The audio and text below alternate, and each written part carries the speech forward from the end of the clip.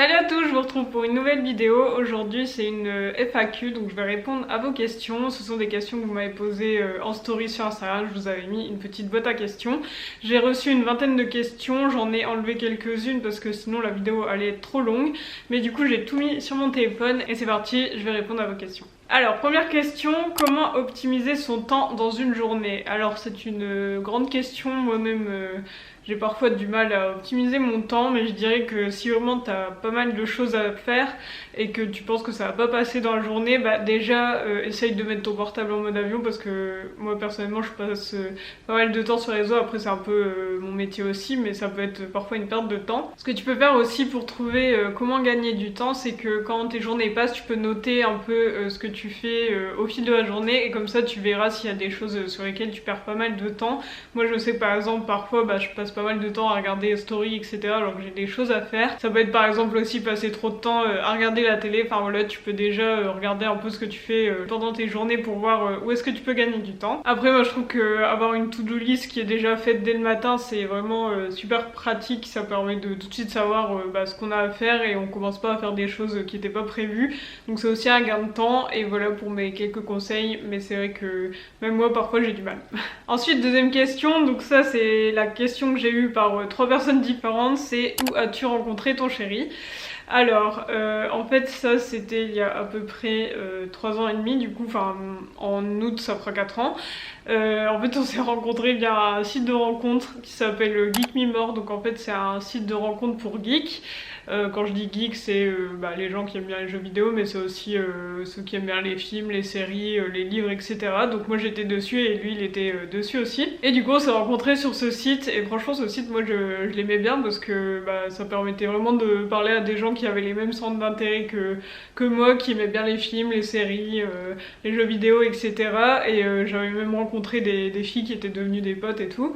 Et du coup j'ai rencontré Valentin dessus et en fait une fois qu'on s'est parlé sur Geek Me More, on est tout de suite passé sur Facebook pour parler plus et puis après on s'est vu assez vite parce qu'on habitait tous les deux sur l'île. Et je pense qu'entre le moment où on s'est parlé la première fois sur Geek Me More et le moment où on était ensemble, il y a dû y avoir 3 semaines, donc ça allait assez vite. Et voilà, c'était il y a bientôt 4 ans. Ensuite, il y a 2 personnes qui m'ont demandé où est-ce que je me voyais dans 5 ans, niveau pro, perso, niveau du logement, etc. Dans 5 ans, ça me paraît loin, je sais pas trop. Alors pour le côté pro, j'espère que je vais pouvoir continuer de développer mon projet de papeterie. J'espère que ça se développera encore plus d'ici 5 ans et que je pourrai développer encore d'autres choses et pas juste des carnets. J'aimerais bien aussi au bout d'un moment pouvoir déléguer à certaines personnes certaines tâches pour vraiment créer une équipe en fait. Mais c'est vrai que j'espère vraiment que je vais rester entrepreneuse parce que c'est vraiment ce qui me plaît le plus, le fait de pas avoir de patron, de pouvoir créer des choses, de pouvoir vraiment tout choisir ce que je peux faire, c'est vraiment ce qui me plaît, donc j'espère que je vais rester comme ça. Et après au niveau perso, logement du coup, moi j'aimerais vraiment aller vivre dans les Vosges, c'est un truc qui me plairait beaucoup. Après je connais pas toute la France non plus, mais c'est vrai que les Vosges c'est magnifique parce qu'il y a à la fois les lacs, les forêts, les montagnes, et en plus c'est pas trop loin d'ici, c'est à 5 heures donc ça va encore. Et puis en plus à côté on a le Luxembourg, Strasbourg, la Belgique, la Suisse pas très loin, donc c'est vraiment sympa. Donc je sais pas si on sera là-bas dans 5 ans, mais j'aimerais vraiment tester de vivre là-bas. Et puis pour le type de logement, une maison avec un beau jardin ça serait bien, et le top du top ça serait une maison au milieu de la forêt avec un étang ou un lac. C'est vraiment un rêve, mais c'est peut-être pas dans 5 ans, peut-être dans plus d'années. Et justement la question suivante, pour revenir sur le sujet de la maison, c'est du coup vu que vous avez amorti les frais de notaire et les travaux, est-ce que vous envisagez de vendre plus tôt? Alors ça c'est un truc dont j'ai pas mal parlé sur Instagram cette semaine. On a fait une estimation du prix de la maison pour savoir un peu si on avait amorti les frais en fait de nos travaux et les frais de notaire. Et en fait notre maison on l'a achetée 192 000, ensuite on a fait pas mal de travaux et si on voulait pouvoir amortir les travaux il faudrait qu'on vende 235 000. Et là on a fait une estimation et l'agent nous a dit qu'on pourrait vendre 260 000, vraiment maximum 260 000 net vendeur. Ça veut dire que si on revend même dans peu de temps, et au moins on amortit tous les frais qu'on a eu, les travaux, les frais de notaire etc. Donc ça c'est cool. Donc c'est vrai qu'on s'est posé la question de savoir si on voulait vendre maintenant ou pas parce que on adore notre maison. Mais le truc qu'on aime moins c'est vraiment le fait d'être collé aux voisins parce qu'on a pas mal de voisins avec les jardins qui sont vraiment collés, et du coup quand on veut profiter de l'extérieur, il y a souvent du bruit, il y a des enfants qui font du bruit, il y a les voisins qui discutent, et du coup on profite moins, et c'est vrai que c'est un peu le point noir ici. Donc on sait qu'on restera pas ici éternellement, de toute façon quand on a acheté on savait qu'on resterait pas ici jusqu'à la fin de notre vie, mais du coup là c'est vrai qu'on s'est posé la question de savoir si on allait revendre bientôt.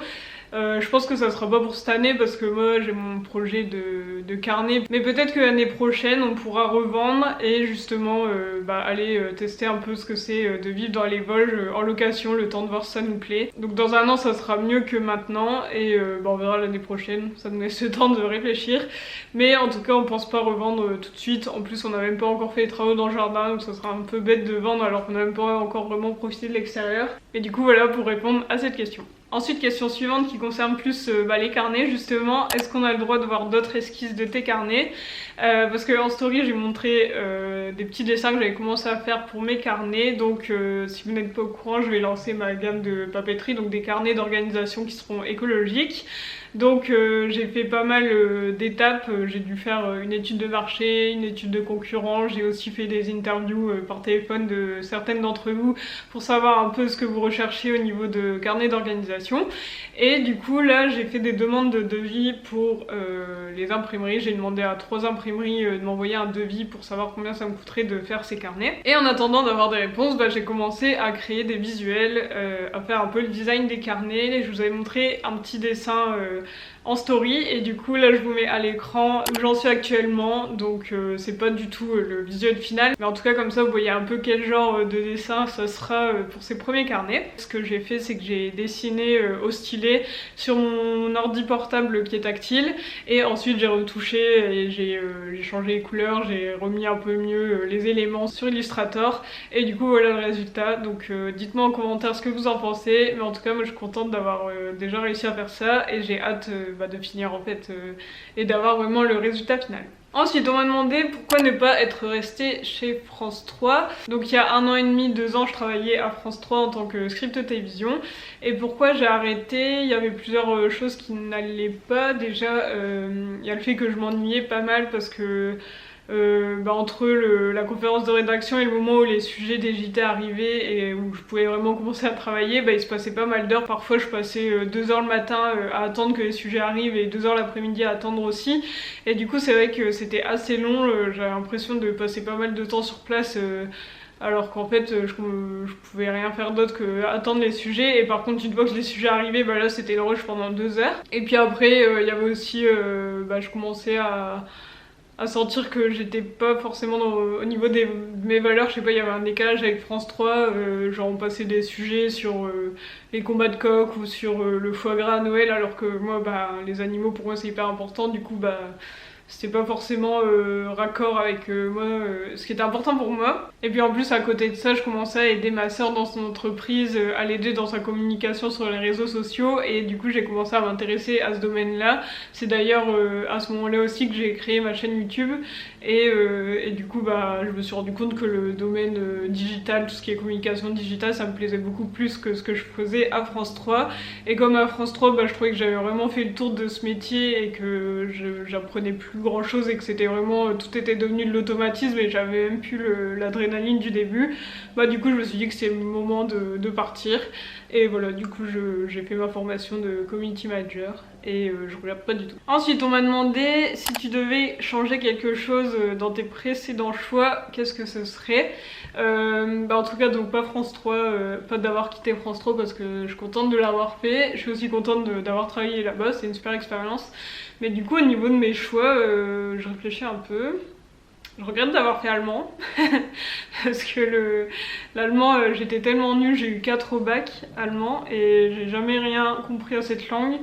Alors que l'espagnol je trouve ça trop beau, quand je regarde des séries en espagnol je me dis c'est une trop belle langue, je suis sûre que j'aurais eu des bonnes notes en espagnol. Donc je regrette d'avoir fait ça. Au niveau de mon parcours scolaire je regrette pas forcément quelque chose. Le BTS audiovisuel c'est un truc qui m'a moins plu, mais en même temps c'est ce qui m'a permis après de faire une licence cinéma directement en 3e année et ce qui m'a permis après d'aller à France 3, donc je regrette pas d'avoir fait ça. Après au niveau de la maison, même si c'est pas la maison parfaite pour nous, comme je vous le disais à cause de l'emplacement et des voisins qui sont vraiment juste à côté, là c'est quand même une super maison, on est super bien placé, la ville où on est c'est super sympa et tout, et l'intérieur maintenant on adore l'intérieur. Et après peut-être en regret je dirais que j'aurais bien aimé peut-être garder plus contact avec mes anciens potes en fait de lycée, parce que au fil des années j'ai eu pas mal d'amis filles et garçons, et au final avec le temps on s'est éloigné, du coup j'aurais bien aimé en garder plus, mais voilà, c'est tout. Ensuite il y a Marine qui me demande quel tour as-tu appris à Loki. Elle a été un peu spoilée parce que j'ai montré un peu des trucs en story. Bon, on lui a appris un peu les choses de base, assis, couché, donne la patte, on lui a appris à aller au panier quand on lui demande. On lui a aussi appris, quand on prend son jouet, on lui lance et on lui dit de pas bouger et d'attendre, alors que si on dit rien, il court après son jouet. Et quand on lui dit tu prends, il nous le ramène. Donc on a appris ça aussi. On lui a appris aussi à lui mettre de la nourriture devant et à dire tu laisses, et il y touche pas, et c'est quand on lui dit prends que là il a le droit de manger. Et en fait on suit des cours d'éducation collective, donc c'est assez sympa d'apprendre des choses avec d'autres chiens et tout. En tout cas voilà un peu ce qu'on lui a appris. Je sais pas si vous avez des idées d'autres choses à lui apprendre. Des fois j'aimerais bien lui apprendre d'autres trucs, mais j'ai pas trop d'idées. Et dites-moi aussi si ça vous dit une vidéo un peu genre une journée avec Loki où je vous montre un peu ce qu'on lui a appris. Ensuite une autre question concernant les animaux, si tu devais adopter encore un animal de compagnie, ce serait quoi? Moi j'aimerais bien trouver un deuxième chien pour le Loki, pour qu'il soit moins seul et pour qu'il ait une copine ou un copain. Je pense que ça serait plus une femelle, une copine, mais on prendra pas de deuxième chien tant qu'on sera dans cette maison, parce que déjà la maison est pas très grande et le jardin non plus, donc ça serait compliqué. Après si on devait prendre un autre animal autre chat et chien, ce serait un cochon d'âne, parce que moi quand j'étais petite j'avais des cochons d'âne et j'aimais trop. Mais ouais, déjà un chien et un chat c'est déjà pas mal. Alors ensuite, pas une question mais j'adore ton contenu en général, merci beaucoup, c'est gentil. Elle me demande aussi quelle série conseillerais-tu, et à l'inverse laquelle je conseillerais pas. Alors en série que je conseillerais, c'est une question difficile parce que nous on regarde beaucoup de séries en fait tous les midis et tous les soirs en mangeant on regarde des séries, donc on enchaîne pas mal de saisons et d'épisodes. En série assez connue que j'aime beaucoup, y a Breaking Bad, How I Met Your Mother, New Girl, j'aime bien aussi Murder par exemple. On aime aussi beaucoup The Office. Et après en série plus récente on a regardé Qui a tué Sarah, une série espagnole, c'était pas mal. En série espagnole il y a Elite aussi, moi que j'avais beaucoup aimé. 13 Reasons Why, j'ai beaucoup aimé les 2 premières saisons, et après je trouvais que c'était moins bien, je crois que j'ai même pas fini d'ailleurs. En série d'horreur il y avait The Haunting of Hill House qu'on avait trop aimé, et ils avaient sorti une autre saison, The Haunting of je sais plus quoi, qui était trop bien aussi. Ça j'ai beaucoup aimé ces séries là. Puis voilà, je pense que c'est déjà pas mal. Je suis sûre que j'en ai oublié plein qu'on a adoré, mais là de tête j'arrive plus à m'en souvenir, mais je vous en ai déjà donné pas mal qui sont sur Netflix. Et en série que je conseillerais pas, j'en ai pas trop, parce qu'en général les séries qu'on a regardées, on regardait jusqu'au bout et on aimait bien. Il y avait une série qu'on avait commencé à regarder, c'était je sais même pas le dire, Altered Carbon, on n'avait pas aimé du tout. Sinon après non, les autres séries on a bien aimé, et puis on a regardé jusqu'au bout. Ensuite elle me demande aussi ta plante préférée de tous les temps, même si c'est dur de choisir. Alors c'est vrai que c'est difficile de choisir. Je pense que je dirais la Monstera. Là je vous montre la mienne, elle est immense, je suis trop contente, elle est trop belle. Et justement là on l'a rempotée ce week-end, c'était une galère pas possible. Il y a 15 litres de terre dans son nouveau pot, donc c'est vraiment un pot énorme. Mais j'aimerais trop avoir une Monstera, mais variegata, c'est celles qui sont blanches aussi. Des fois sur leurs feuilles il y a la moitié qui est verte, la moitié qui est blanche. Je trouve ça trop beau. Bon après il y a pas mal de calathea que je trouve super jolies, mais c'est vrai qu'à chaque fois que j'ai pris des calatheas on finit avec des nuisibles, enfin avec des araignées rouges, du coup je me méfie un peu, elles sont assez fragiles, alors que ma Monstera j'ai aucun problème avec elle, donc je dirais les Monstera. Ensuite on me demande, suis-tu souvent ton intuition? Je sais pas trop comment répondre à cette question, mais je dirais que en général quand je veux un truc, je fais tout pour, et j'essaye de pas me laisser trop influencer par les autres personnes. Parce que par exemple France 3, si j'avais écouté les autres, j'aurais pas quitté France 3, et au final je regrette pas du tout de l'avoir fait. Donc je sais pas si on peut parler d'intuition, mais en tout cas je finis toujours par me décider, même si on m'a dit de pas le faire. Sinon la suite de la question c'est ton top 5 lectures. Alors j'avais déjà fait une vidéo avec mes 5 livres préférés, et je crois que les 2 premier c'est Le Monde de Charlie et Demain est un autre jour, il me semble. Mais en tout cas je vous mets la vidéo dans le petit i et en barre de description, comme ça si ça vous intéresse vous pourrez aller voir quels sont mes livres préférés. Et ensuite on finit avec 2 petites questions plus tournées cuisine. Donc là on me demande tes 3 ingrédients indispensables que tu as toujours dans tes placards. Alors je dirais qu'en premier serait flocon d'avoine parce que c'est l'ingrédient principal du bowl cake. Et le bowl cake c'est mon petit déj depuis des mois, voire même des années. Quasiment tous les matins je mange ça, il y a juste l'été des fois je change un peu parce que le bowl cake c'est chaud donc l'été c'est un peu moins bien. Mais sinon ouais, les flocons d'avoine c'est trop bien, en plus on peut faire du porridge avec, c'est trop pratique. Ensuite en deuxième je dirais le chocolat parce que une journée sans chocolat c'est un peu triste. J'aime bien finir mes repas avec un carré de chocolat noir à la framboise, trop bon. Dans mon bowl cake il y a aussi du chocolat donc voilà. Et en troisième je dirais des pâtes parce que c'est vraiment le truc qui va avec plein de choses, qui est facile et rapide à faire, c'est vraiment le truc de flemme, donc je dirais des pâtes. Et ensuite la dernière question, ta recette rapide préférée. Si notre pizza pomme chèvre miel noix était rapide à faire, j'aurais dit ça, mais elle est un peu longue à faire. Si on a une pâte déjà toute faite, ça prend quand même 15 minutes à faire.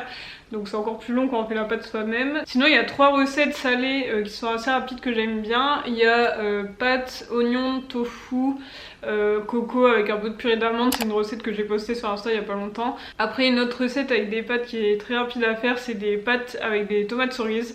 Donc en fait les tomates cerises on coupe en 2, on met à la poêle avec de l'huile d'olive avec un couvercle. Pendant ce temps là on cuit les pâtes et ensuite on mélange tout et c'est super bon, alors que c'est très simple et rapide à faire mais c'est trop bon.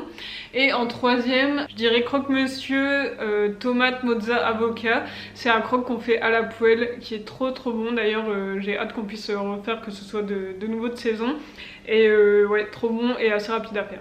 Et voilà, c'est tout pour cette FAQ, donc j'espère que les sujets dont j'ai parlé vous ont intéressé. Si vous avez d'autres questions, n'hésitez pas à me les poser en commentaire, ou sinon vous pouvez venir me parler sur Instagram et je vous répondrai avec plaisir. Vous pouvez vous abonner si ce n'est pas encore fait et on se retrouve la semaine prochaine pour une nouvelle vidéo. Salut!